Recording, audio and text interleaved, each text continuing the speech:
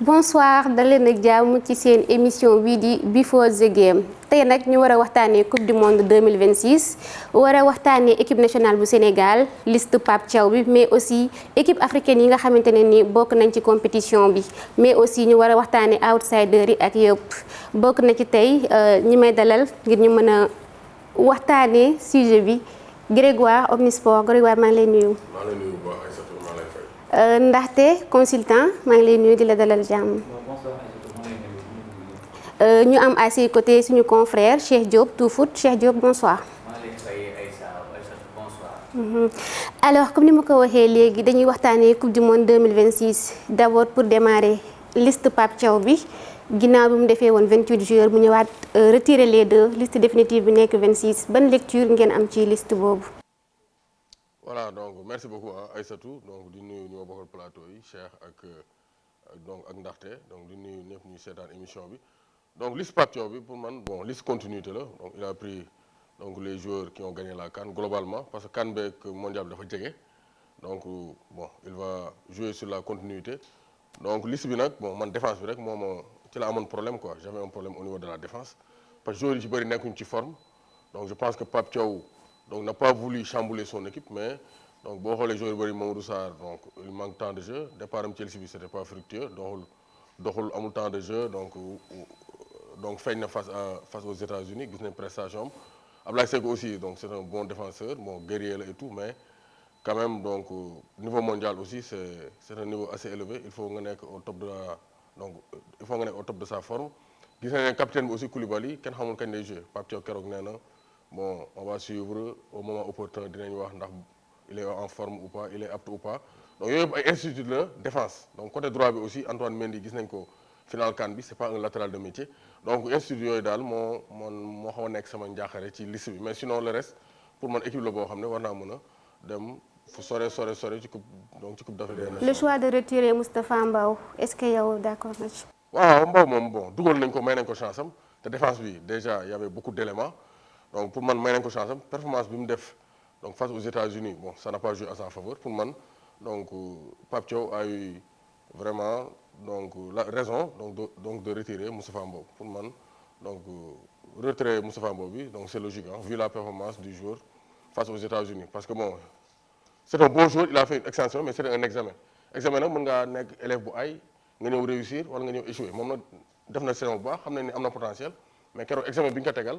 donc dafa ñëw échoué. mais est-ce que tey buñ jëlee Moustapha Mbow nga boole ko ci 26 yi nga xëy après tu retires directement parce que après y a un réserviste boo xam te ne dafa def performance est-ce que nekkul ne yow en amont amu woon benn projet ak moom quoi ça veut dire que yow avec Mbow tu n'avais pas de projet avec lui tey jii pour man boo amoon un projet ak moom tu comptais sur lui même bu defee un mauvais match xam nga garder ses principes tu te dis que je compte carrément sur Mbow parce que même s'il a fait un mauvais match tey. équipe bi boo xoolee face aux États-Unis ñu def match yu baax dañ leen di contrer on peut sortir Bara Sapoko Ndiaye Sadio Mané il a mis ses 2 buts ça va on s'en arrête là après mis à part ça même en deuxième période on a fait entrer Pape Matar Sarr et il a rien fait on a fait entrer Assane Diao il a rien fait Lamine Camara on l'a même pas vu il a même pas existé donc tey je me dis que tey woo nga Moustapha Mbow d'accord il a fait une mauvaise entrée tu le retires directement au profit d'un autre joueur boo xam te ne peut-être compté woon ci moom est-ce que yow en amont mais est-ce que aussi c'est pas par rapport aux références du jour c'est-à-dire que les joueurs que tu as cités ñëpp koo xoolee ñëpp ils ont des matchs de référence en sélection par exemple mais Moustapha Mbow par exemple amagul match de référence en sélection c'est-à-dire que tey Pape Matar on l'a vu dans le contexte difficile à Kinshasa Lamine Camara on l'a vu à la CAN par exemple ce sont des joueurs que tu as vus. mais en fait man dama d'accord ndaxte mooy c'est-à-dire on est dans une compétition boo xam te ne ça va durer maximum un mois. Là, moi, je ne vais pas compter sur le coloré ou sur, par exemple, en fait, d'accord, on me dit souvent Pape Matar Sarr, il a marqué le but qualificatif presque face à la RDC. On est d'accord sur ça. Mais ça a des tailles. Un Pape Matar Sarr à ce niveau-là, est-ce que tu es bon classé face à la France, donc titulaire? doo ko teg face à la Norvège doo ko teg xam nga ne yow jour bi tey jii li mu la apporté même bi mu koy dugal face à la RDC je pense qu'il était en sortie de banc. Donc tey jii boo xoolee dans la hiérarchie il y a peut-être Lamine Camara qui est devant lui, Habib Diarra est devant lui et même Bara qui vient d'arriver devant lui. Donc je dis pas qu'on l'enlève mais bon on fait une liste boo xam ne dañ koy basé peut-être ci émotion des fois parce que diw coloré la si ñun. Est-ce que c'est de l'émotion ou bien c'est la vie de groupe parce que tey boo xoolee comme quelqu'un comme Malang Sarr loolu boo ko tax ñëwul parce que tey Malang, c'est quelqu'un qui a été beaucoup indé. Tu ne peux pas le mettre titulaire devant Niakhaté.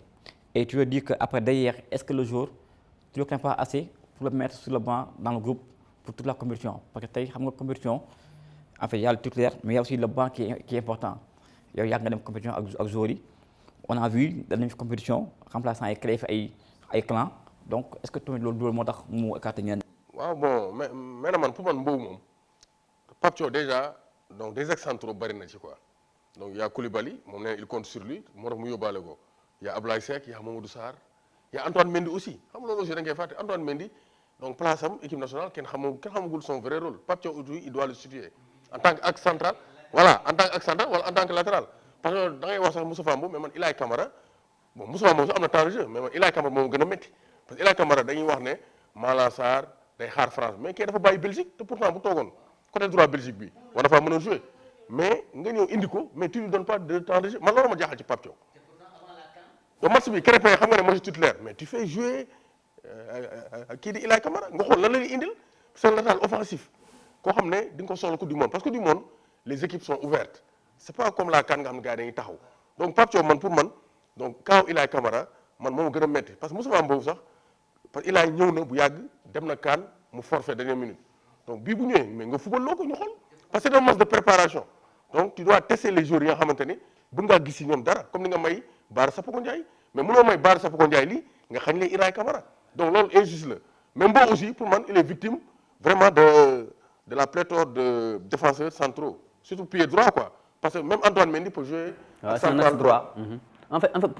pour man tey jii problème bi question bi nga xamante ne amuñu ci réponse mooy la situation de Koulibaly c'est-à-dire tey Kalidou Koulibaly d'accord il va partir avec gis nañ ko mu commencer di entraîner avec le groupe mais man un jour boo xam ne il est blessé depuis le 8 avril par exemple un jour bu am ñaata la am 30 31 32 33 33 34 ans 34 35 ans c'est-à-dire tey pour man Kalidou Koulibaly depuis la CAN bi mu blessé ba tey face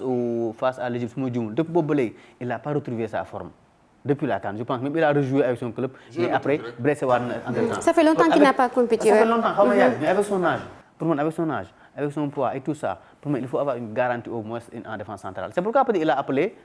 Abdoulaye Seck, il a compté sur Mamadou Sarr et tout ça. Là, on peut ne pas avoir de problème. Mais pour moi, Kalidou Koulibaly, peut-être il va être le ciment comme l'a dit Pape Thiaw. Mais je doute que pour moi, ñaari match yu ñu Sénégal du nekk au top pour jouer côté Koulibaly, mënoo ko am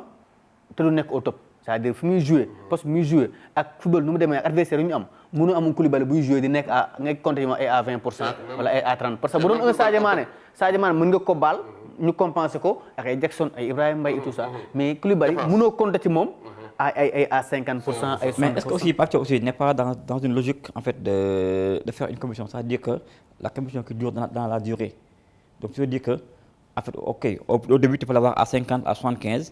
mais lors des matchs de élimination directe, tu le récupères à 100%. Donc est-ce qu'à Amoulol aussi, quoi, comme Taï, parce que aussi Gana Gueye aussi, c'est la même chose, hein? Gana Gueye il est blessé depuis un mois. Mais ce sont des joueurs avec qui on se rend compte que quand ils ne sont pas là, on l'a vu contre les États-Unis, on a eu un manque au milieu de terrain et en défense centrale. Donc, lors des matchs couplés, avoir un Kalidou Koulibaly et un Gana Gueye à 100%, ça change beaucoup. Hein? Mais comme le Cheikh wax donc poste Koulibaly c'est plus crucial quoi. Il y a ay Gana mën nga ko taxale gérer. Non, Gana on s'est rendu compte que sans Gana, le Sénégal n'a pas un milieu de terrain défensif. Non mais keroog aussi ñëw nga joué nga Gana mais Pape Gueye aussi ne fa pour parler de Gana mais Pape Gueye aussi day stabiliser l'équipe bi. Non, en fait beaucoup de batailles. Pape Gueye il est plus relayeur. C'est-à-dire Gana c'est quelqu'un qui t'assure en fait. Pour compenser l'absence de Gana moo gën a yomb compenser l'absence de Koulibaly peut-être ba sud parce que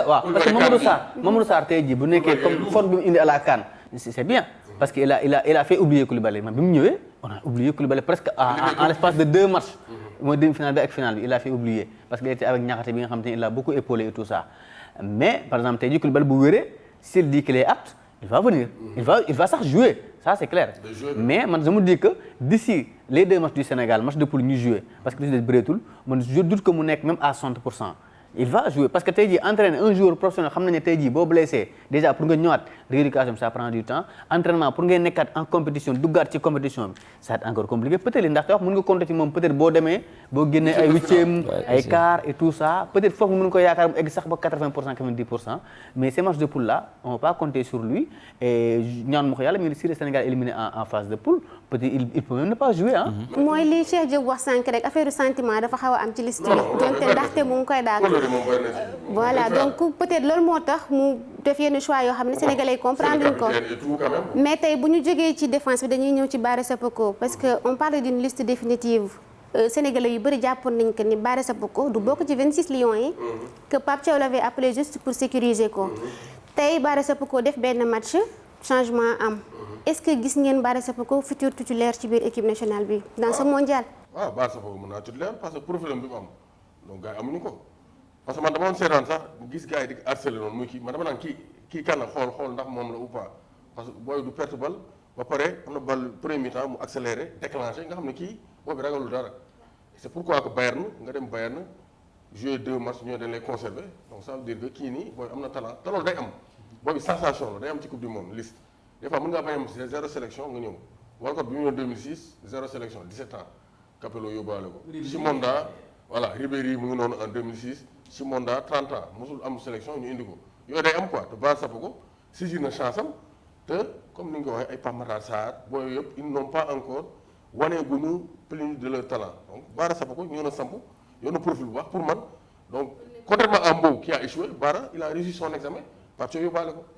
ndax yow tey partagé nga avis boobu bien même si benn match c'est pas suffisant pour wane que joueur bi il a sa place ou bien il n'a pas sa place parce que tey mën na def benn match contre États-Unis prochain match mu ñëw du nekk ci en forme. Ah oui en fait football moom am na kër xam naa le football en fait chaque match est différent de l'autre en fait mënoo wax ni comme job bi tey dox na prochain match tu es sûr que day dox parce que football amul boobu certitude quoi football dafa aléatoire maintenant Bara Sapoko Ndiaye c'est-à-dire tey mooy sànq li ma wax c'est-à-dire comme Gana Gueye ni mu amee profil atypique moom tamit c'est un profil atypique ci équipe bi parce que boo xoolee que ce soit Lamine Camara ak Pape Matar ils ont un jeu ne nii c'est un jeu de passe quoi mais c'est quelqu'un moom c'est au moins c'est quelqu'un qui sort du pressing et qui attaque la ligne adverse c'est-à-dire que ñun suñu joueurs yi am yëpp sont des joueurs qui jouent avec la passe moom rek mooy jëbal bi en fait tu le vois gagner des mètres avec le ballon et loolu parfois da nga koy soxla quand parce que au mondial sûrement c'est pas comme la CAN c'est-à-dire que da ngay am équipe yoo xam ne nii dañuy ils vont venir t'agresser et vont venir sortir sur toi donc si tu n'as pas un milieu de terrain qui est capable de garder le ballon sous pressing da ngay sonn moo tax keroog mu génn moo ci génn parce que moom loolu la mën yeneen booy yi muñ loolu Lamine Camara c'est quelqu'un qui aime jouer dans son confort Pape Gueye c'est quelqu'un qui est plus dans le jeu long et dans la protection Pape Matar il court def ñëw ba mais Bara Sapoko il garde la balle et il avance et loolu boo ko amee ci équipe bi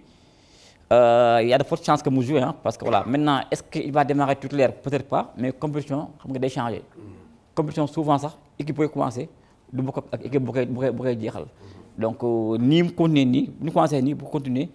il aura sa place dans l'équipe. Non, moi je pense qu'avec Bara on a dépassé, c'est-à-dire même état bu liste bi déjà état bu liste bi tout le monde n'était pas d'accord man j'étais pas d'accord parce que je me disais que amul woon benn référence en sélection bu tax muy ñëw même Pape Thiaw n'était pas d'accord pour le convoquer da ko woon juste pour la forme parce que déjà il avait dit au gosse que yow doo bokk ci 26 yi déjà da ko woon maanaam je me disais que bu ñu woo Bara sax da kaa woo pour s'éviter un problème ba créer beneen problème parce que à la place de Bara il pouvait appeler Pape Demba Diop il pouvait appeler Rassoul Ndiaye il pouvait appeler ces joueurs-là ak Dion Lopy mais il a pas fait il s'est dit que damay woo boobu boo xam ne amul benn référence en sélection comme ça moo ko génnee doo am problème mais après mondial bi je vais compter sur lui et heureusement ou malheureusement pour lui il a fait jouer booy bi jaxase ko àdduna maintenant nag dépassé nañu état bu liste parce que liste bi instant par force da ci bokk léegi instant fi ñu toll mooy day géwal du gé te day géwal du gé nag ça dépendra de ce que les autres vont montrer parce que tey jii la prestation que Bara a faite face aux États-Unis tey jii dafay booster Lamine Camara booster Pape Matar Sarr booster Habib Diarra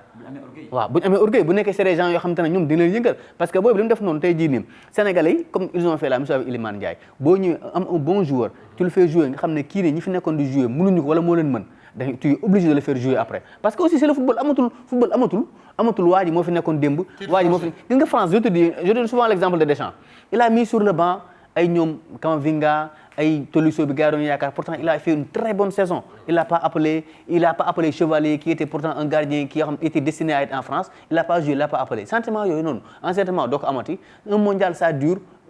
presque un mois et sur tous les 4 ans tu as utilisé yow ngay maximiser ses chances maanaam joueurs yi la mën a apporter tu les prends et Bara je pense que dépassé na liste bi instant ñi titularisation lañ nekk tey jii ce qu'il a montré bu continuer di ko wane il peut être titulaire man du ma ko wax ne titulaire am garantie bi mais tey jii nii si les autres là yi nga xamante ne ñoo ko jiitu dans la hiérarchie ñoo nekk devant lui s'il ne montre pas quelque chose boo xamante ne moo tax ñu war a jouer devant lui ils seront sur le banc et le gosse va jouer parce que pour man ce milieu de terrain là y a que 2 joueurs qui sont entre guillemets indispensables mooy Gana Gueye ak Pape Gueye ba tey boo xoolee Pape Thiaw il cherche le 3e mais amu ko il le cherche des fois avec Lamine Camara des fois avec Habib Diarra et Pape Matar Sarr il est relégué peut-être par si chance bu mu amul mooy dafa ñàkk chance parce que moom poste bi mu nekk poste Pape Gueye wala Gana Gueye moo tax du mën a jouer à la plupart du temps il peut même postuler en défense centrale moo tax mais Bara pour man ce qu'il a montré s'il continue à convaincre Pape Thiaw à l'entraînement mën na ñëw contre France ñu gis ko titulaire.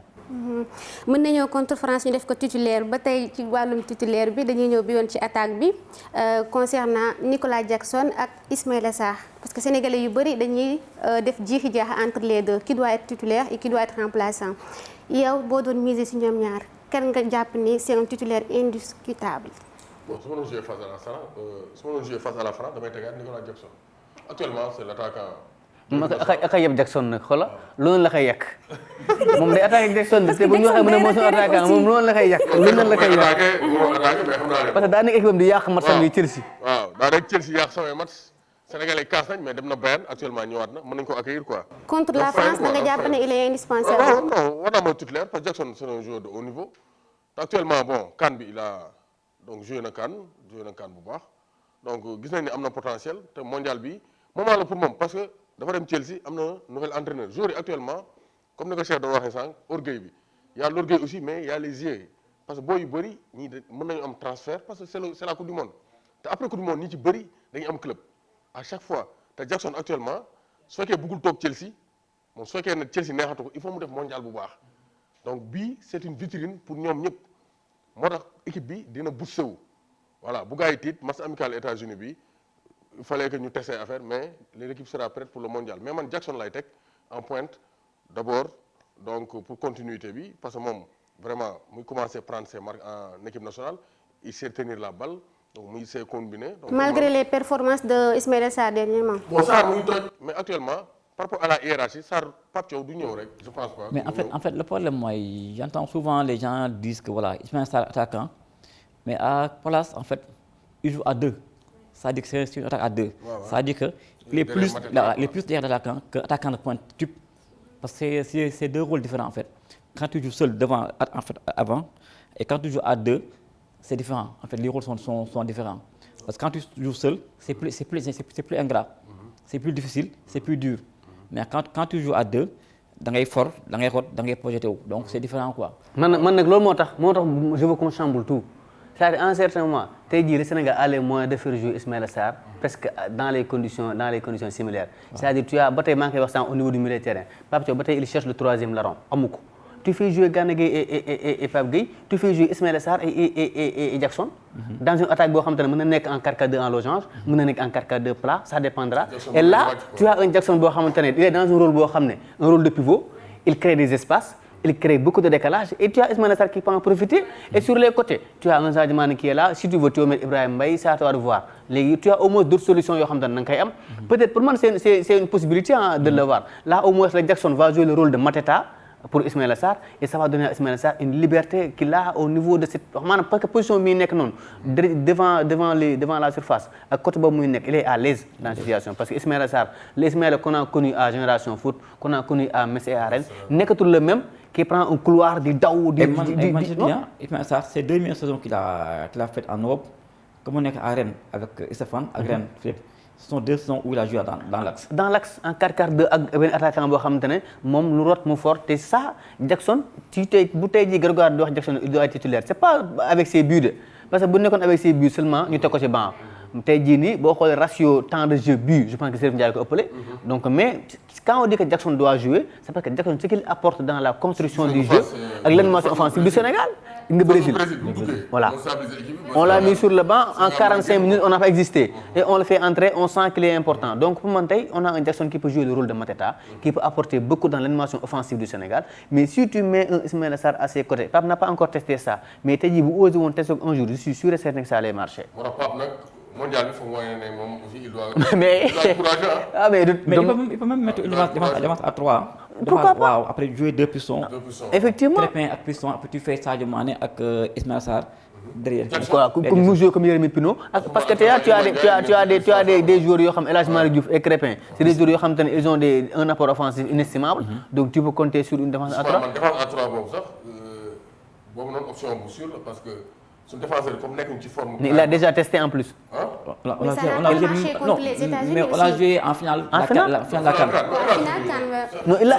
il l'a testé face au Kenya avant la CAN. Après à la CAN, en cours de match, il l'a fait. Bi mu ñàkkee. Et même lors du dernier entraînement fii. Léopold dernier entraînement bi. Une équipe était en 3-4-2. Moi j'étais au stade. mooy match tàggatoo bi. Voilà, j'ai vu carrément que y avait une équipe qui était en dispositif 3. C'est-à-dire que c'est un système avec lequel il travaille. Mais contre France nga am assise défensive mën naa renforcer défense. Non, c'est une possibilité. En fait, il a joué face à la Gambie. maa ngi fàttaliku ci la Nobel Mendy ñëwee def un match qui n'est pas parce que ci la sonnoon ak parce que les espaces là ils avaient du mal à coordonner moom ak El Hadji Malick Diouf comment gérer le demi espace yi half space yi ci la ko Yankuba Minteh xaw a changer tout ça mais je pense que c'est un système boo xam ne Pape Thiaw boo ko laaj il le dit carrément avantage bi am mooy il a l'habitude de varier ses systèmes. amul benn système benn 4-2-3 wala 4-3-3 boo xam ne dafay téye di ko jouer tout le temps dafay jouer en défense à 3 dafay jouer te y a un joueur boo xam ne on parle pas de lui et dans ce système là il est important mais partie 6 quand tu décides de jouer avec une défense à 3 tu peux l'utiliser comme tu veux. Même Mendy, Antoine Mendy. Voilà donc je pense que aussi il a beaucoup de solutions par rapport à ça mais bon Ismaïla Sarr doit jouer. On va rester encore sur ce match contre la France gis nañ. Non, en fait, le problème est soit il les fait jouer ensemble, soit il fait jouer Jackson. On va rester ba tey ci match boobu contre la France gis nañ barki démb Côte d'Ivoire dóor France est-ce que loolu espoir la ci équipe bu sénégalaise bi mais aussi tey équipe bi Pape Thiaw yan faiblesse su France la war a xool pour mën a saisir parce que gis nañ que France seen offense bi moom c'est autre chose. waaw France moom seen force ñoom xam nañ ne c'est l'attaque quoi défense bi c'est prenable c'est très prenable. milieu bi aussi bu leen pressing mën nañoo am dara donc je pense que donc Sénégal moom suñu cat moom li may ragal moom mooy ndax suñu défenseur nañ nekk au niveau parce que attaque France bi xam nga équipe yu mag yi bu la gagné ci ay détails lañ lay gagné des fois les équipes se valent maintenant équipe yi doole yi bareetul kii les niveaux les écarts bareetul quoi léegi man suñu défense bi su fekkee dëgër nañ man leer na ma ne attaque bi nañ dugal donc France bon joué nañ ak Côte d'Ivoire mais xam nga match amicaux yi doo ko mën a juger carrément parce qu'il y a beaucoup de remplacements. Certains joueurs aussi ne se donnent pas à fond même des fois coach yi ils le font exprès brouiller les pistes mais première équipe France bi joué 11 bi boobu c'est une équipe compacte bu baax Côte d'Ivoire aussi yor ñu équipe bu bonne ay Amad Diallo seen Elise ils ont une grande équipe. Yann Diomandé voilà Yann Diomandé Nicolas Pepe vraiment ils ont des joueurs de très haut niveau. ba pare envie bi aussi ñoom ils joué nañ 1-1 mais ils sont donnés à fond pour gagner pour dans seen parce que seen CAN bi passé doxul mais pour man Sénégal li mu war a exploiter mooy donc le pressing bañ a may français yi. fu ñu footballé donc cette virtuose yi ñuy wax parce que 2002 bon on a joué avec les meilleurs joueurs en France les meilleurs joueurs au monde ñëw nañ gagné nañ leen. alors que on avait une équipe moins talentueuse que équipe bi. dinañ ñëwaat ci match voilà donc pour man Sénégal donc mën naa exploiter les failles défensives de la France avec un très bon pressing donc bu ñu leen teelee pressé football match bu agressif donc ay Upamecano on peut les voilà. mën nañ leen jumloo. man je pense que c'est pas une bonne nouvelle que Côte d'Ivoire de France pour ñun. waaw parce que en fait. que c'est pas une bonne nouvelle pour ñun quoi. Côte d'Ivoire de France parce que déjà Deschamps. c'est quelqu'un qui a beaucoup de respect pour le Sénégal. donc bu jugee Côte d'Ivoire il a vu que boo desserré étape tuuti daf perdre. donc ça veut dire que il va venir avec beaucoup plus de prudence contre nous avec beaucoup plus de respect ça veut dire que 2002 ba ñu joué ñoom quoi qu'on puisse dire ñoom au fond il y a pas ce respect là. ils étaient ultra favoris. voilà mais là c'est une France qui respecte beaucoup. ak match bi day tax ñu gën a yeewaat gën a defarwaat et club bi en France en fait le problème mooy seen problème mooy ils ont des milieux de terrain qui suivent pas les attaques donc ñun on a besoin d'avoir des milieux qui se projettent parce que ñoom bu ñu ñàkkee bal bi j'ai vu que Rabiot day génn ci yow individuel mais derrière ça coulisse pas mais c'est une équipe boo xam ne nii. am nañ ko Lamine Camara Habib Diarra yooyu ay nañ ci. waaw parce que problème boobu la am quoi parce que boo xoolee ñaar bi yëpp Ivoiriens dañu leen aspiré. il cherche un appui trouvé bi am benn appui ci milieu terrain bi. en profondeur après génn. bon seen aile yi Jules Koundé il n'est pas en forme wax na ko sax. donc foofu Sadio Mané mën na ko exploiter. Sadio mu ngi ci forme. en fait seen aile défense yi Théo Hernandez c'est pas un as de la défense quoi offensivement la gën a ay donc je pense que. En fait le problème mooy man mënuma juger France ci match mu joué face à la Côte d'Ivoire de même que je ne veux pas juger le Sénégal ci match mu joué face aux États-Unis parce que aussi la France a changé son équipe en deuxième mi-temps le Sénégal a démarré presque avec une équipe bis. boo xoolee presque sur toutes les lignes il n'y a pas les titulaires de cette équipe du Sénégal boo xoolee il y a Mory Diaw dans les buts en défense centrale il y avait une charnière qui est expérimentale te boo xoolee en France Guy Stéphane il le dit ñoom depuis la CAN nee nañ ñu ngi commencé dans le Sénégal c'est-à-dire ñoom ils n'ont pas besoin forcément de ces matchs amicaux là pour xool ñu parce que ñoom dañuy préparer c'est des équipes yoo xam ne de très haut niveau amatul liggéey amatul détail yooyu ñoom duñu bàyyi benn détail duñu ko bàyyi benn même s'ils savent que moyen faible du Sénégal peut-être mën na nekk le manque de rythme de Mamadou Sarr ils vont tout faire pour jouer là-bas léegi ñun aussi on doit être dans ces dispositions là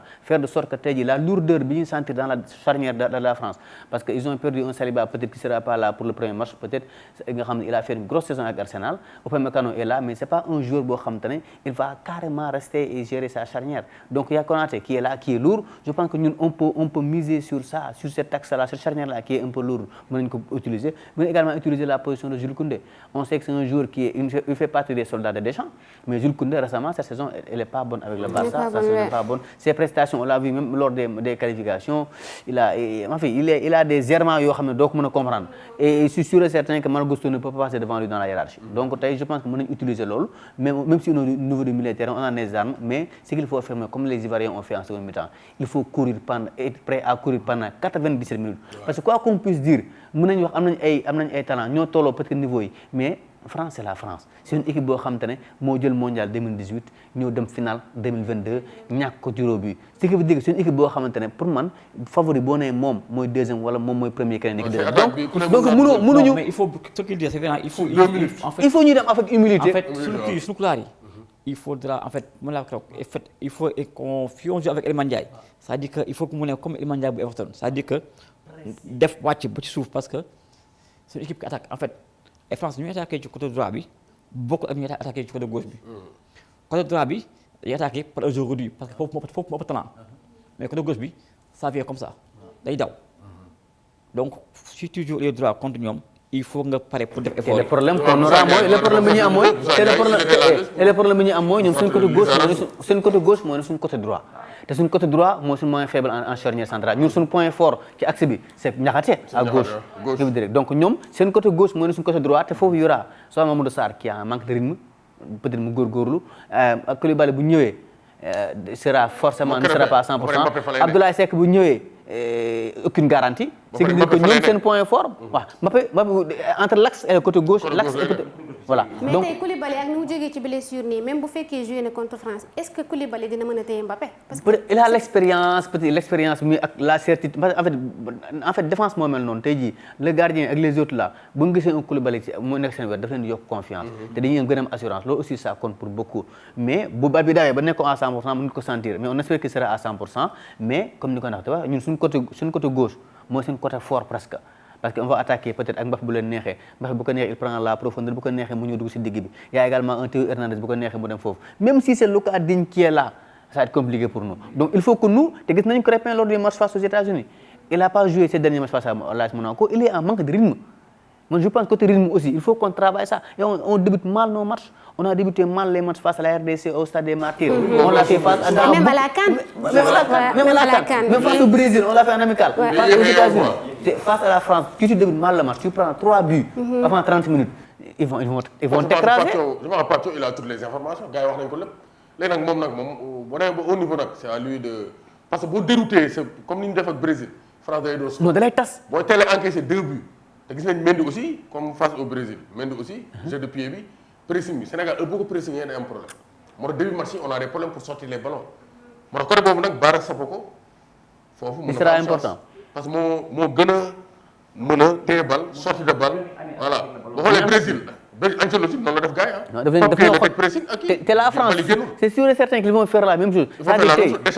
ils vont nous presser dinañ ñu presser en certain moment dinañ ñu seetaan bi mooy parce que France c'est une équipe boo xam ne dafay évoluer des fois comme le Sénégal du jouer mën na nekk en possession xod la bu ko neexee boo nee da lay seetaan jouer en transition parce que xam nañ ne boo amee Mbappé Dembélé Olise ak Doué tu n'es pas obligé tout le temps de vouloir garder le ballon da lay seetaan des fois ak bal bi jox la bal bi seetaan la pour contrôler la ñun on doit être très prudent mën nañ ñëw nga yaakaar ne France dañoo ragal fekk ragalu ñu de amul lum ñuy ragalee mën na laa jox bal bi seetaan la pour contrer la. mooy être efficace raté yu bari coupe du monde lañ. ah sa waa ji la de. Jackson. sa waa ji la de. na ko gérer bii na ko gérer. mais on met Chérif Ndiaye pourquoi pas. non c'est remplaçant bàyyi ko ci banc bi rek ba ci kanam. et pour man nag mais il a contre il France joue un rôle bii nga important soxla dans en cette fait équipe. bii nga soxla pour gagner donc. non soxla ko bii foofu soxla amul défense bu dëgër parce que mais aussi bii surtout. Sénégal bon France moom ñëwal nga taxaw même si on ne perd pas le match ça va. mais en plus il y a des même Deschamps s'il ne perd pas le match ça va il se dit ça va je vais progresser. mais pour terminer sur la France am na loo xamante ne bëgg naa ñu wax ko mooy il faut pas que les gens pensent que c'est une finale c'est pas une finale. C'est un match de poule pour man entre le Sénégal France Sénégal ak Norvège. Au pire des cas bu ñu ci génnee ak un point ñaari match yooyu on prend ñu dem reyandi finale bi contre Irak. non mais Sénégal France xam nga symbolique mais xam nga la d'accord après aussi la France est programmée pour aller au bout. waaw léegi xam nga donc ñoom seen début aussi. mën nañu nekk mën na possible léegi quoi ñun parce que ñoom ils sont programmés. ah mais Argentine ngi Arabie Saoudite da ko dóor premier match. waaw doo dóor premier match donc ñoom si ñooy après mu dem jëkk maa fay man xam laa d'accord xam laay bañ je dis pas que waruñu dóor France mën nañu ko dóor mën nañu ko dóor te on doit tout faire pour les battre ça on le fera mais mënuñu jël suñu doole yëpp yaakaar na France moo suñu finale non c'est pas une finale de pour moi c'est un match de poule que tu peux jouer mën nga ko gagner mën nga ko perdre après ut sa qualification après comprendre nga man bëgguma ñu jël suñu yaakaar nañu bu ñu ko gagné bu ñu France dóoree imagine toi tey jii Sénégalais la plupart en tout cas dañuy analyser match bu ñu France dóoree 1-0 mooy yàqu nañ noonu lañ koy analyser pour ñun dans la conception France bu ñu dóoree mooy on est foutu non mais non en parlant de qualification dañuy basculer ci côté yan chance la équipe nationale du Sénégal am ci compétition bi ba xam c'est l'espoir du continent africain vu qu'on est champion d'Afrique ou bien yeneen équipe yi aussi à savoir le Maroc la Côte d'Ivoire ñoom aussi fan ngeen leen di gis ci compétition bi damay démarrer ak Cheikh Diop. Je pense que pour les pays africains déjà je pense que le Sénégal a des chances de se qualifier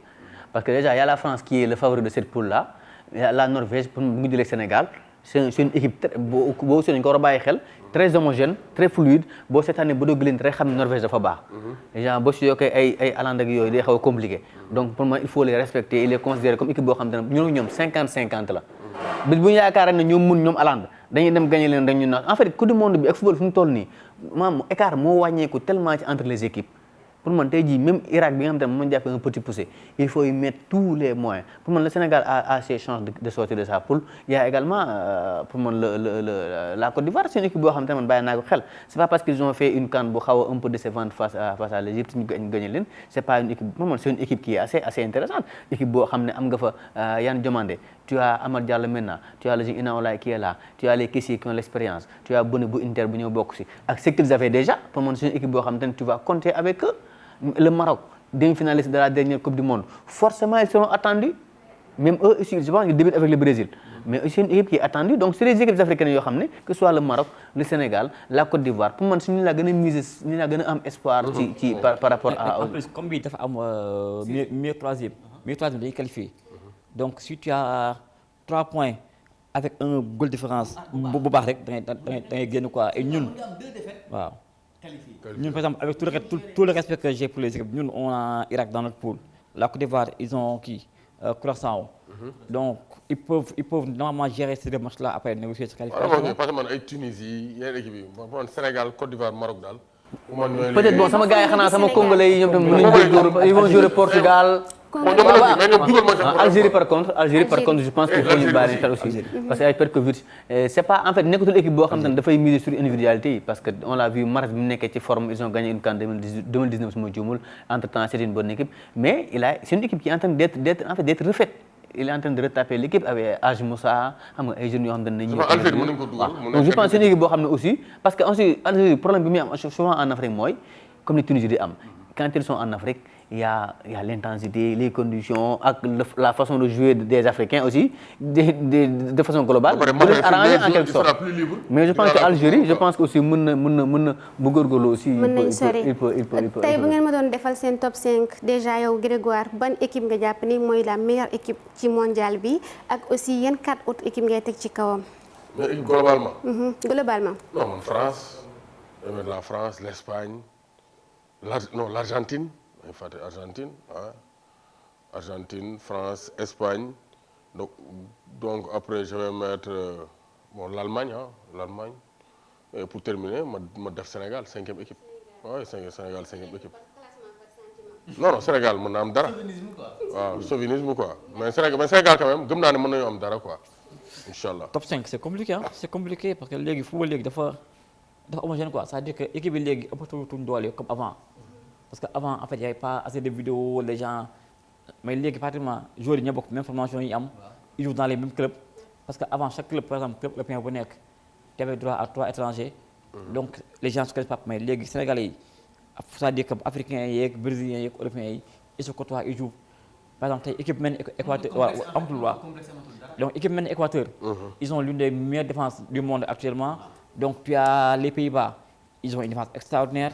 africains aussi voilà tu as le Brésil mais Autriche et Suisse gars yi dañoo baax. tu as donc fu nga génn top 5 nii c'est compliqué et en plus léegi boo mënul joxe top 5 ban équipe nga jàpp ni mooy la meilleure ak ban équipe nga xam ne tey yaa ngi dute ci moom malgré son statut ndaxte ba waar du am waar rek waar cinq. peut-être ni top 5 bi y a Espagne waaw. Espagne ils sont très bons il y a Argentine qui est bon Argentine ouais. La France. France ils sont bons waaw. Portugal ils sont bons man fàttali naa Portugal mais Sénégal laa ko remplacé. c'est compliqué quand même Allemagne quand même. En fait, moi, je vais vous mouiller très vite. Moi, je pense que déjà les champions du monde, le champion d'Europe, moi, l'Espagne, day bokk. Il y a la France qui est un favori naturel, naturellement ils sont favoris. Il y a le Portugal avec Ronaldo, sa dernière Coupe du Monde. La FIFA va tout faire pour me gagner. Yoni wa Madrid, ils vont se battre pour que Ronaldo gagne, pour que la fête soit belle. Ils vont tout faire. Angleterre aussi, je les mets dans les favoris. Parce que pour moi, il y a un entraîneur qui est audacieux et qui a apporté des choses. Les jours, ils me choisir. Ils vont se battre parce qu'ils n'osent pas. Ils n'osent pas. Et depuis ils sont en train de tourner autour de la Coupe. Voilà. Et puis édition yi dem nañ final Euro ñàkk ko du mënum ñëw je pense que France moo leen dóor fi xaw ma xam ñu ngi kolo nag final kii ñàkk xaw ma kan contre Espagne Euro bi après ñu ñëwaat fii nii xam nga di kolo ñu ngi ñëw ndànk-ndànk kan laa wax Espagne Argentine de Espagne France Portugal Angleterre je vais pas mettre Argentine parce que yaakaaruma dañuy sori je mettrai plutôt l'Allemagne mais la foo ko teg see. parce que Argentine en fait pour man bon c'est une équipe boo xamante ne pour man jël na ko du monde même jël na ko du monde bi sax mais je le considère pas comme une équipe boo xamante ne ils vont dominer ce mondial là. man yaakaaruma ko je pense pas qu'ils vont dominer ce mondial là. parce que même le Messi bi parce que même Messi bi gagné là même le Messi bi gagné là le mondial 2022 on a vu comment 2020 bi passé on a vu comment il a gagné. il comptait sur les deux pôles yoo xamante ne ñoo nekkoon di ko xeexal mais ces deux pôles là ils sont tous aux États-Unis maintenant c'est une équipe qui est vieillissante pour moi c'est une équipe Otamendi en défense centrale il a quitté Benfica il a plus de club il comptait sur Balerdi qui est blessé Romero il est blessé Tagliafico à Lyon il joue presque plus donc moi je pense que am na ay non mais c'est pas une équipe boo xamante ne mën na ñëw ci une compétition là mu ko parce que am nañ ay grinta am nañ lépp mais pour moi loolu dafa ànd ak une certaine intensité ak régularité boo xamante ne les joueurs amatuñ ko ci Dybala est pas parti Nicolas Paz il est blessé.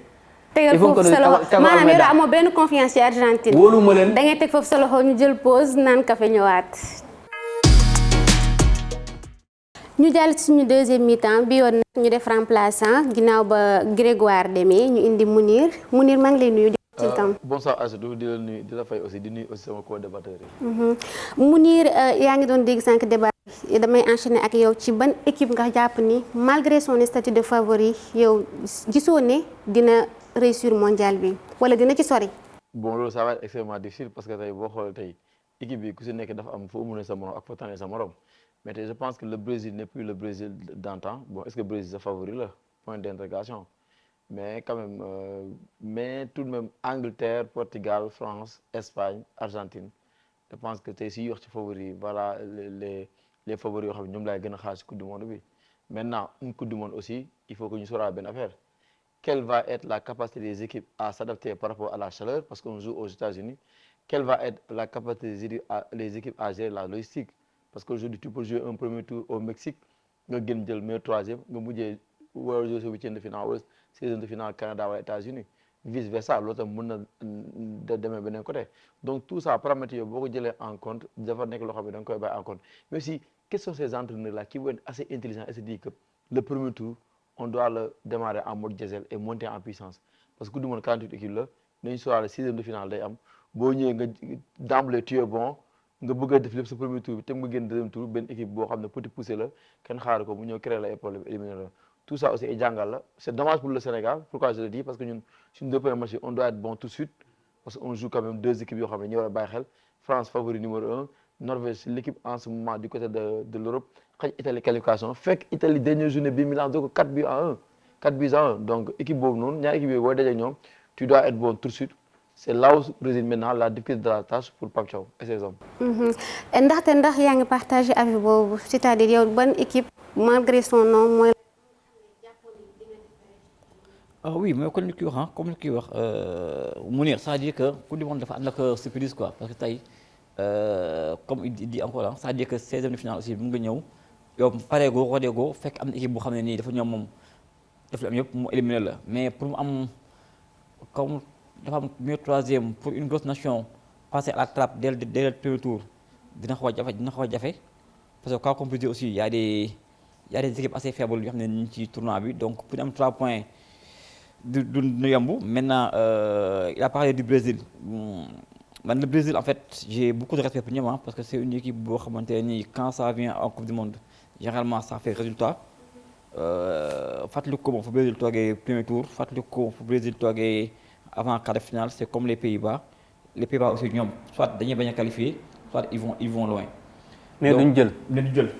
jël parce que ils vont. jël bokkul ci programme Pays-Bas dañuy ñëw noonu rek Pays-Bas duñ jël aussi gis naa contre Algérie aussi. offensivement ils ont rien devant donc peut-être les Pays-Bas peut-être. Mais bon, moi je pense que peut-être mën naa la wet mais je pense que Espagne aussi c'est un favori mais c'est un favori qui va avec beaucoup de difficultés parce que boo xoolee si on se base seulement sur la forme des joueurs yi dem du ma wax ne Espagne déception lay nekk de parce que mais joueurs yi dem par exemple tey jii ils vont compter sur un Yamal qui n'a pas joué depuis un certain temps peut-être ñëwaat na ndànk c'est un jeune joueur mais Williams aussi qui était son pendant l'Euro de l'autre côté aussi il était blessé en fin de saison donc il y a beaucoup de joueurs qui s'étaient blessés moom peut-être jeunesse bi Yamal am régénéré entre temps moo koy may chance mais tu as un milieu de terrain un Rodri boo xam ne on a vu ça sa fin de saison devant ils vont compter sur qui Oyarzabal voilà c'est pas très le très haut Mohamed Oyarzabal il a géré l'Euro il a géré la Ligue des Nations mën na ko gérer tout ça. est-ce qu'ils n'ont pas des joueurs mais ñoo c'est-à-dire que Espagne j'ai comme l'impression que ils ont des joueurs nii en sélection dañuy sublimer waaw comme ce que faisait par exemple comme certains joueurs am na joueurs yu mel noonu ñoo xamante ne mën nañu bañ a dox club mais dañuy dox en sélection peut-être li may craindre Espagne mooy peut-être c'est des piliers yoo xamante ne peut-être nekkuñ ci forme boobu noonu mais derrière je pense qu'il y a la garantie parce que quand on a 3 bons gardiens qu'on a Raya qu'on a le gardien du Barça comment il s'appelle Raúl Garcia non c'est Juan Garcia il y a également Raya et l'autre là Unai Simón donc je pense qu'il y a pas de souci par rapport à ça même en défense centrale il y a une certaine garantie parce qu'ils ont amené football et tout ça donc je pense que derrière ça peut jouer mais j'ai quelques craintes par rapport à ça mais le Brésil je les considère plus comme des favoris ndaxte respecte bien mais je respecte par pour tout ce qu'ils ont fait mais équipe la boo xam te ne dama koy considérer ci outsiders yi parce que tey jii Brésil bu demee ba woo Neymar ba mu nekk une demande nationale ba ensuite c'est obligé dem woo ko c'est parce que y a un souci. c'est parce que en fait il a appelé parce que yow c'est juste le problème Romario la daw. xam nga Romario en 94. dañ ko doon woo dañ ne woowuñu ko. après ça kay un tollé au Brésil. Zagallo ak Zico am problème bu rëy. donc Ancelotti aussi boobu fekkee na ko. donc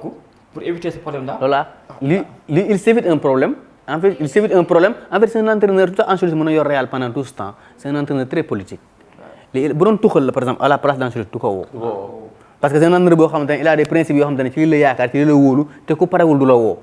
léegi nag tey jii nii Ancelotti il sait que tout le pays et tout le monde entier le monde du football on a tous envie de voir Neymar une dernière fois aux États-Unis dans une coupe du monde donc il sait que bu ko woowul tey jii nii bu ñu ko éliminer sax même bu demoon final jëlul sax on lui dira que final bi Neymar mënul dugal penalty de coup franc loolu la gars yi di wax tey jii nag il l'appelle même s'il est éliminé il a une certaine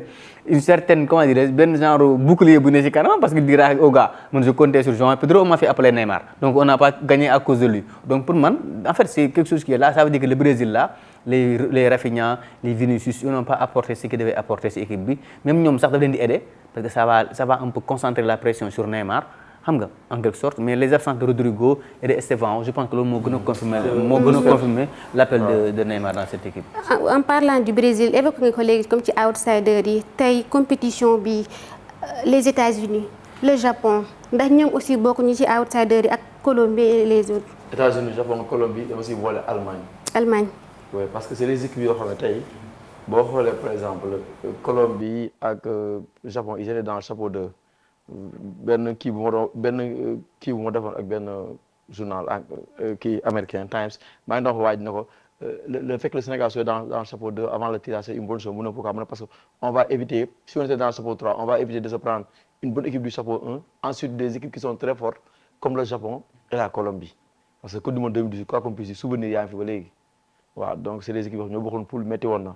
Allemagne aussi quoi qu'on puisse dire une grande nation voilà Nagelsmann certes aujourd'hui il a un groupe de 14-15 joueurs yoo xam ne man je me dis que ça fait quelque chose même si Léonard Carl est blessé je pense que s'il est réaliste. Mais je pense qu'ils vont faire un bon tournoi les Allemands. Un bon tournoi. Je pense qu'ils peuvent faire un bon tournoi. Je sens qu'il est dans le lutte de compte boo xoolee match bu mu joué contre Finlande 11 mu teg daanaka même 11 tegoon Léonard Carl la génnee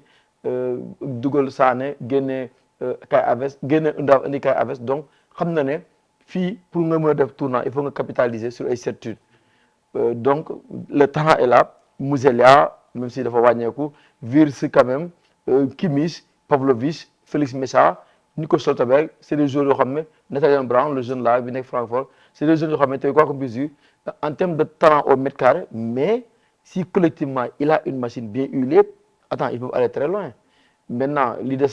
tamit day bokk ci yeneen facteur ban position ngay jël ensuite da ngay recevoir da ngay génn salaire bi les suspendus les blessés est-ce que les joueurs vont monter en puissance c'est des joueurs peut-être vont venir fatigués d'autres plus frais loolu lépp des jeux maintenant mu ngi noonu en tout cas man je m'attends à un tournoi très ouvert et que le fait qu'aujourd'hui qu'il y ait des séries de finale attention autant ndax tey wax na ne tey pour que benn grande équipe pas passer à la trappe day jafe parce qu'avec 3 points je suis assuré de bokk si mes troisième yi mais attention 6e de finale imagine tey benn Curaçao wala tey benn équipe laa mun a benn RDC génn benn Cap-Vert fële 6e de finale am Angleterre wala Espagne wala mu dajee par exemple benn Allemagne mais il faut venir décomplexer il faut dire que c'est notre premier coup du monde le fait qu'on soit déjà en 6e de finale mais on va jouer un match de coupe te match de coupe ñu xamal ni muy demee xara badal la joxe lépp voilà situation lu mu la jox rek équipe yooyu bu leen éliminer dañ naan ñoo leen mën mais ñoom s'ils parviennent à les éliminer ba à les faire douter tout peut arriver. mais je pense que li gën a mën a sonal benn favori sax pour man les conditions climatiques mën na ko nekk quoi parce que tey jii nii imagine une équipe comme gis nañ la Norvège bi ñu ñëwee seen première séance d'entraînement c'était très compliqué mais en fait c'est compliqué pour presque toutes les équipes en réalité mais tey jii une équipe comme la RDC bu génnee poulom fii tase ak Angleterre mu ñëw ak ay stars yu mag le gars mën na si teg ba kanam gagné ko en fait c'est du foot en fait les conditions climatiques là peut-être mën naa jàpp ne les Congolais ak les Sénégalais tout ça c'est des joueurs qui évoluent en Europe généralement mais je pense qu'ils ont plus de facilité à supporter la chaleur que certains en fait les gens vont commencer à se plaindre déjà parce que c'est très compliqué man loolu noonu équipe yi nga xam te ne ay équipe yu ndaw lañ adversaire lay nekk pour équipe yu mag a mag yi te équipe yu ndaw yi ils peuvent profiter de ça aussi ils vont se donner parce que une équipe comme la RDC wala même peut-être Curaçao wala Cap-Vert c'est pas pour les minimiser mais bu ñu jël équipe boo xam te mooy favori si ñoom ils vont se donner à 200% par rapport à ça te loolu mën na nekk benn avantage par rapport ak ñoom. mais c'est vrai que bi nag donc tudd Ouzbékistan. ñoom Kousanof. ñoom aussi dañoo naqaree gagné de. ah mu ngi noonu dañoo dëgër de. c'est une équipe très difficile à ouais ça c'est vrai. Il y a Ouzbékistan, il y a Équateur.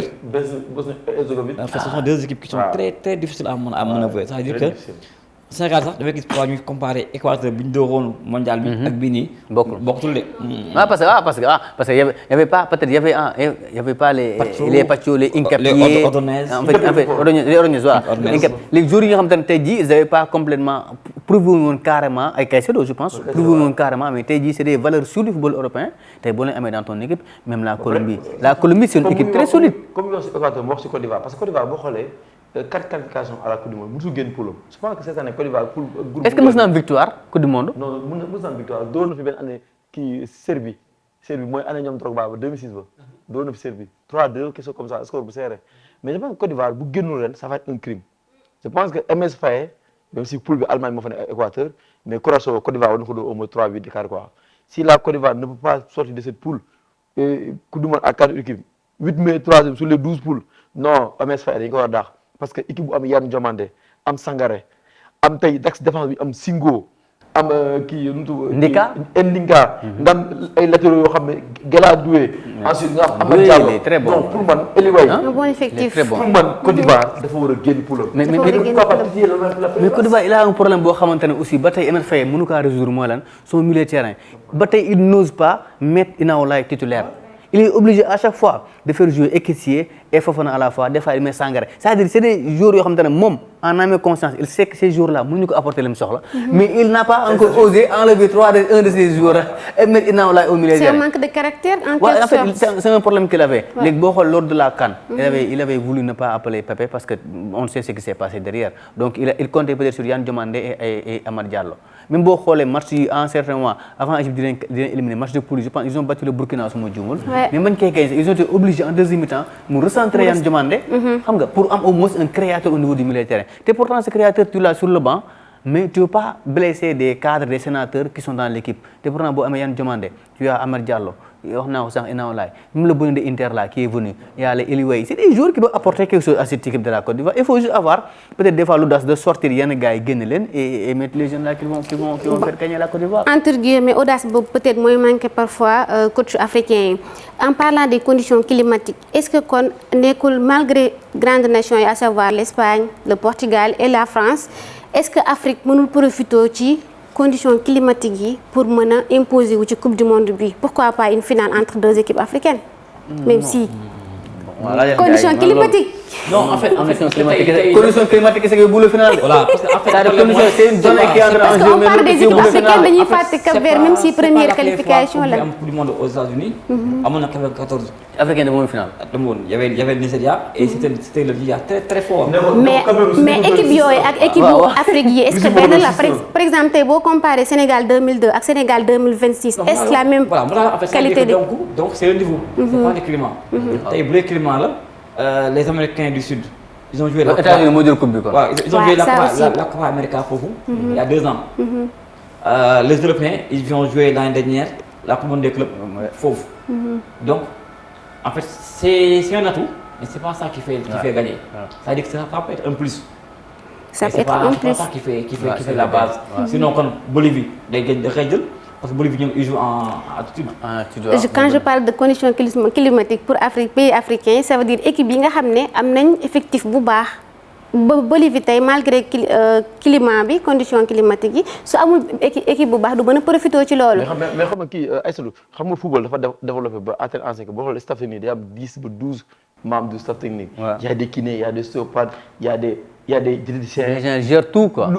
médecins en fait lépp lañ koy gérer maanaam tey. Même s'il y a des conditions climatiques qui sont difficiles, qui peuvent être défavorables à certaines équipes, notamment européennes ou bien nord-américaines, mais quand même, ces gens-là, c'est des spécialistes qui vont faire que l'équipe de tout,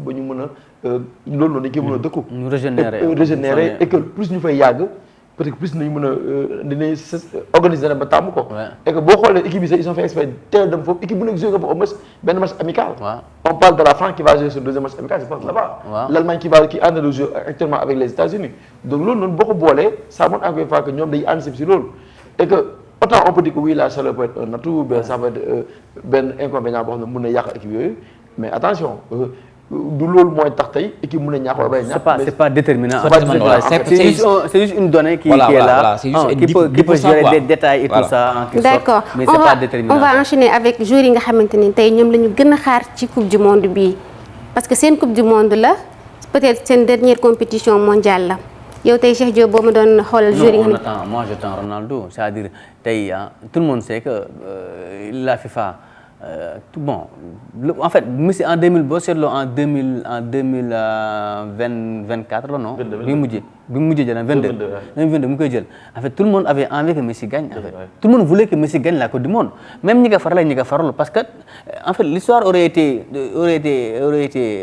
pas été belle bu Messi joué woon te gagné la Coupe du monde pour terminer la game mais j'ai l'impression que tey jii les gens ont envie de voir Ronaldo gagner la Coupe du monde. Peut-être ses supporters ñi ko supporté wul aussi mën nañu wax d'accord mais en plus le Portugal a les moyens de le faire. donc tey jii Ronaldo il joue sa dernière coupe du monde il y a l'équipe du Portugal qui fait partie des très grands favoris quand on a Vitinha, João Neves, Bruno Fernandes en fait les 3 meilleurs militaires au monde actuellement presque donc je pense que forcément ils vont compter sur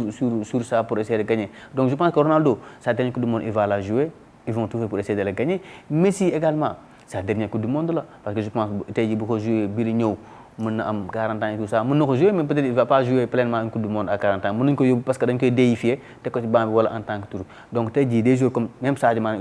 du Sénégal les Riyad Mahrez je pense que des jours yoo xam te ils vont jouer le dernier mondial ci compétition bi c'est pourquoi c'est des jours yoo même Sadio Mané je sens que c'est un jour qui est prêt boo saa ne la match amical États-Unis bi il fait 45 minutes il sort directement. Tu sens que comme avant la CAN, il s'est préparé pour cette compétition-là. Parce que la compétition bi passée da ko manqué pour blessure. Donc je pense que tey jii c'est des jours yoo xamante ne man j'attends beaucoup de Messi, de Ronaldo, de Sadio Mané et j'attends rien de Neymar par contre. Parce que man je suis sûr et certain que mënul tenir 30 minutes yu dëgër. Est-ce qu'il a voyagé man su ma nekkoon entraîneur adverse buy jouer ak Brésil. ma bu Neymar duggee ba leen ko gaañ de da ngeen daw dal si combat dafa tu fais un tampon. Après non il va pas servir parce que mais est-ce que Neymar dina jouer il n'a pas encore voyagé. Il va venir quand les gens vont être lourds. L'heure de se passer. pour dóor ay coups francs yooyu. pour bonifier ak ay dóor ay coups francs. dóor ay coups francs et cetera. mais ba man moom personne je ne l'aurais jamais appelé parce que man João Pedro il mérite sa place dans les 26. ah yow da ngay def affaire tuxal yi. waaw c'est-à-dire Neymar tu t'appelles pas tu te crées tu te mets un pays entier un continent à dos c'est-à-dire tu te mets à dos en fait le football entier parce que les gens ont envie de voir les gens sont émotifs. Ils veulent voir Neymar. Sinon aussi parmi ceux-là qui vont vivre le dernier mois il y a aussi Neuer 40 ans qui est revenu au dernier mois waxoon dafa xool du ñëw Nagelsmann l'a mais son histoire là avec les gardiens en Allemagne comment ça s'est passé parce que apparemment son retour là Nagelsmann avait dit que il avait dit son deuxième gardien que yaay góolu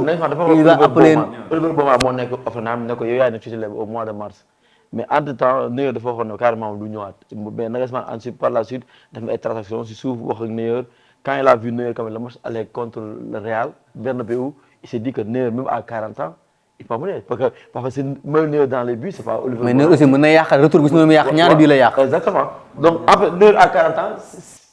c'est risqué on va dire donc même les deux matchs amicaux là boo xoolee le jour on essaie de le préserver parce qu'il aurait une blessure au mollet donc da nga xam noo koy gérer maintenant c'est frustrant comment Oliver Baumann quand même bi nga xam ne da nga ko joxoon koy fa ne ko yaay góorlu si été bi nekk titulaire il va finir par être numéro 2 parce que Neuer da ko yóbbu mu nekk numéro 2 xalaatuloo ko donc encore une fois Nagelsmann il s'est dit que il faut que je le fasse. J'ai besoin de ça. Peut-être que ça peut marcher comme ça peut ne pas marcher. Maintenant, on va voir. La réalité du terrain nous dira que si c'est un bon choix ou pas.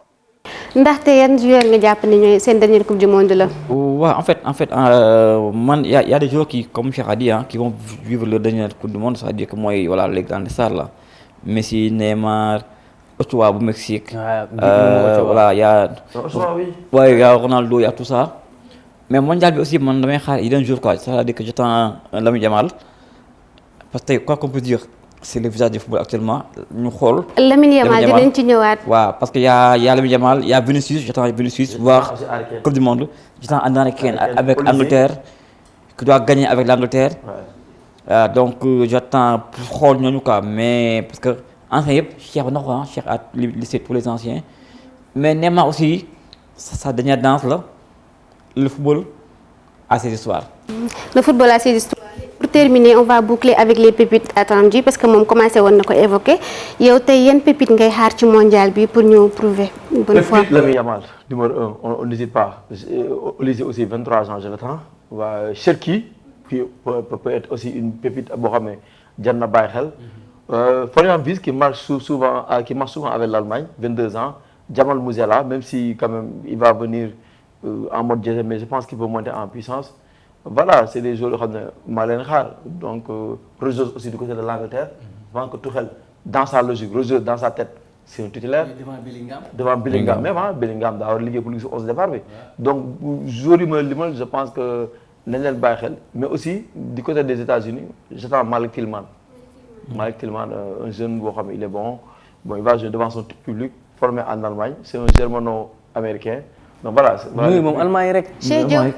Munir moom Allemagne rek. Allemand la quoi Munir Allemand la. Non en fait moi naturellement on attend Lamine Yamal mais moi j'attends beaucoup d'Ibrahima Mbaye. Voilà. Parce que pour man cette coupe du monde là au moins un Sénégalais mën na ci am une place de titulaire parce que boo xoolee il a fait une CAN boo xam ne il faisait souvent de belles entrées et suñu équipe boo xoolee suñu excentré yi seen jour de couloir yi dawatuñ.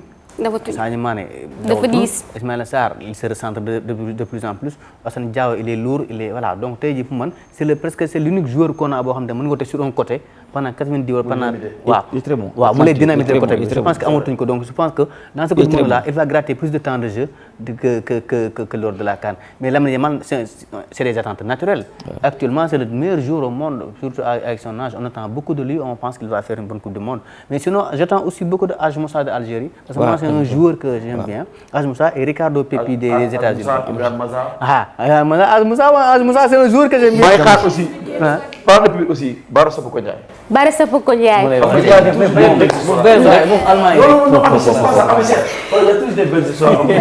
Bonjour qu'on n'avait jamais convoqué.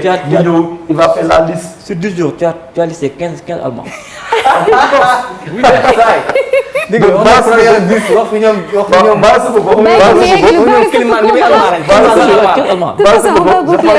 Bara Sapoko il peut démarrer sur le banc parce que c'est normal am benn hiérarchie. Mais je pense que vu son profil unique, il va finir su duggee il va montrer compétition moo koy continuer. Et en plus j'avais oublié de parler de Yann Diomandé. Ouais, Yann qui doit Diomandé. confirmer. C'est-à-dire un jour boo xam te sur le marché du transfert actuellement gars yi ñu ngi xëccoo. Il a commencé à faire des blessures avec Leipzig. Donc pour moi, c'est le moment pour lui de prendre la Côte d'Ivoire parce que Amad Diallo était certes là, mais pour moi en attaque il faut quelqu'un qui prenne les rênes et je pense que ça soit de Yann Diomandé. Quelqu'un qui prenne les rênes. Merci beaucoup di leen jaajëfal bu baax sama invité yi xam-xam bi débat bi amoon na solo di leen jaajëfal di jox rendez-vous mbokku sénégalais yi ci coupe du monde bi incha allah Sénégal France yal nañu yàlla jàppale ñu fekkee ko ci jàmm incha allah.